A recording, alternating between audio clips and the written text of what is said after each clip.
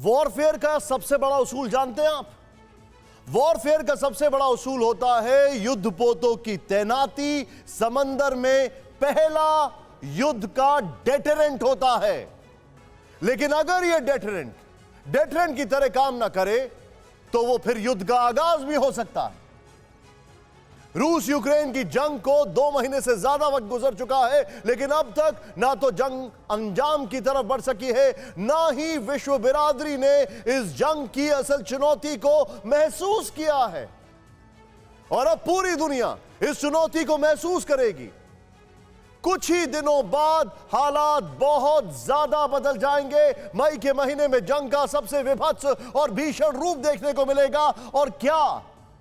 और क्या इसे ही कहा जाएगा विश्व युद्ध का आगाज? लेकिन ऐसा होगा क्यों? किसने किया महाविनाशक जंग का ऐलान? आप इस रिपोर्ट में जरूर देखें। बिछी बारूदी बिसात, मई में होगा सर्वनाश।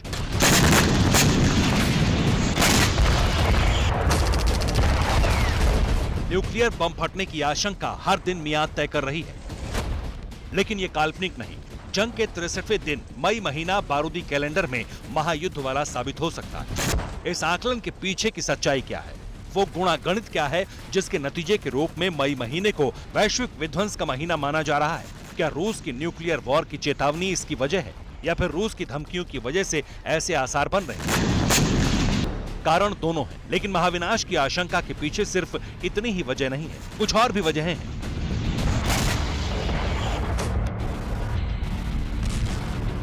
मई में महाविनाश का कारण नंबर 1, नाटो की तरफ आकर्षित फिनलैंड और स्वीडन। यह कारण बेहद सामान्य माना जा सकता है, लेकिन ऐसा है नहीं। इस कारण का मई कनेक्शन समझिए।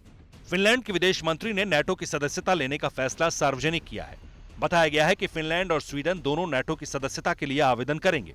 फिनलैंड और स्वीडन ने मई महीने में आवेदन का फैसला लिया है, लेकिन रूस पहले ही चेतावनी दे चुका है, अगर नाटो की सदस्यता के लिए फिनलैंड और स्वीडन आगे बढ़े तो रूस सैन्य ऑपरेशन शुरू कर देगा।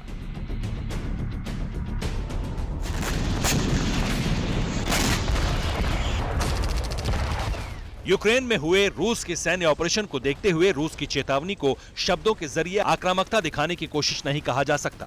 ऐसा इसलिए भी कि जैसे यूक्रेन की नाटो से करीबी बढ़ने पर रूस ने बेलारूस के साथ मिलकर अभ्यास के नाम पर सीमा पर हथियारों का जमघट लगाया था, ठीक वैसा ही जमावड़ा फिनलैंड और स्वीडन के खिलाफ लगाने की तैयारी शुरू भी हो चुकी है।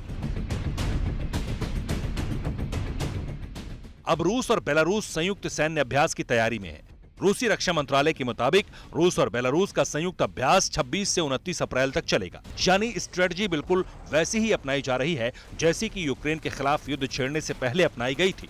और रणनीति अगर ठीक वैसी ही है तो यकीनन मई महीने में नाटो की सदस्यता के लिए आवेदन करने से ठीक पहले या आवेदन करने वाले दिन रूस दुनिया को विश्व युद्ध की राह पर चलने को मजबूर कर सकता है। अब एक और वजह देखिए, मई में महाविनाश का कारण नंबर 2, 9 मई को विक्ट्री डे पर देश के लिए खास तोहफा। जैसा कि तारीख 9 मई तय है, उस दिन प्रेसिडेंट पुतिन को अपने देश की जनता से रूबरू होना है। बात जीत की होगी, और अगर यूक्रेन युद्ध में जीत हासिल नहीं हुई तो देश की जनता के सामने खड़े रहना भी मुश्किल होगा। इसलिए विशेषज्ञों ने आशंका जाहिर की है कि 9 मई से पहले पुतिन कुछ ऐसा करेंगे जो दुनिया को महाविनाश की राह पर खड़ा कर देगा।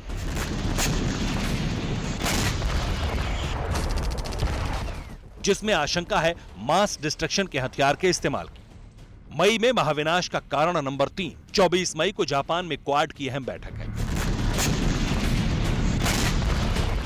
यानी मई महीने में जो होने वाला है उसे जंग के लिए उकसावे की कार्रवाई के तौर पर भी देखा जा सकता है, क्योंकि जापान में होने वाली क्वाड की बैठक में अमेरिका का रोल अहम होगा। और अमेरिका अगर इस बैठक में रूस और चीन के खिलाफ आक्रामक रुख अपनाने की अपील करता है या खुद के आक्रामक होने का ऐलान भी करता है तो 2 मोर्चे पर अमेरिका के खिलाफ जंग के बादल घिर जाएंगे, एक यूक्रेन और दूसरा चीन। मई में महाविनाश का कारण नंबर 4, मई में शुरू होगी ब्रिटेन में आम चुनाव की प्रक्रिया।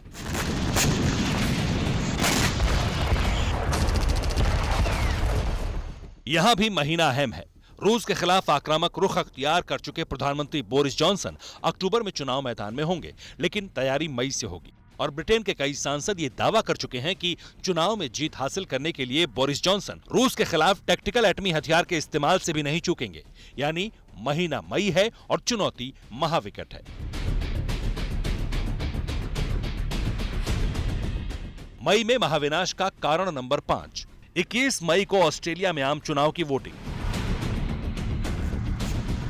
हालांकि इस कारण में रूस और यूक्रेन से कनेक्शन नहीं जुड़ता, लेकिन चीनी दोस्ती के धागे में लिपटे समीकरण रूस तक पहुंचते हैं, क्योंकि इस चुनाव में अहम मुद्दा है सोलोमन द्वीप और प्रधानमंत्री पद पर बने रहने के लिए चुनाव में जीत दर्ज करने के लिए स्कॉट मॉरिसन पर चीन के खिलाफ एक्शन लेने का बड़ा दबाव है। इस दबाव के दौर में अगर चीन ने सोलोमन द्वीप में नेवल बेस बनाने का इरादा नहीं बदला तो ऑस्ट्रेलिया को जवाब देना होगा, और यह जवाब महाविनाश करा सकता है। अब यूक्रेन रूस वॉर जोन में बन रहे चेतावनी और धमकियों के हालात वाले कारण भी देखिए। रूस के विदेश मंत्री सर्गेई लावरोव ने नेटो और ब्रिटेन को धमकी दी है। लावरोव के मुताबिक रूस के खिलाफ नेटो प्रॉक्सी वॉर को अंजाम दे रहा है, इसलिए न्यूक्लियर वॉर का जोखिम कम नहीं हुआ है और मौजूदा हालात तीसरे विश्व युद्ध में प्रवेश करा सकते हैं। यानी गंभीर और वास्तविक जोखिम बाकी है, लेकिन इस चेतावनी को ब्रिटिश सशस्त्र बलों के मंत्री जेम्स हैप्पी ने खारिज कर दिया। अब हो सकता है कि ये ब्रिटेन की रणनीति का हिस्सा हो, लेकिन सच पूरी दुनिया जानती है। सच यह है कि दुनिया के लिए मई का महीना महाविनाश की आशंकाओं के बादल लेकर आ रहा है। संकेत न्यूक्लियर अटैक की तैयारी से समझिए।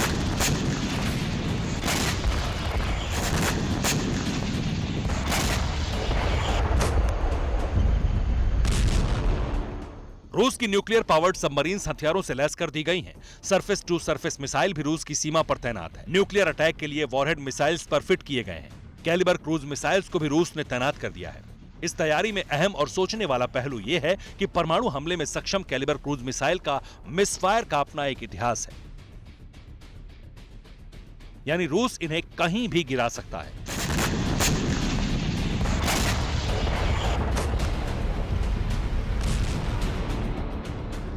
वहीं दूसरी तरफ रूस की पनडुब्बियों में क्रीमिया के पास सेवास्तोपोल में परमाणु हथियार लोड होने की तस्वीरें भी जारी हो चुकी हैं। यानी मई में महायुद्ध तकरीबन तय माना जा रहा है।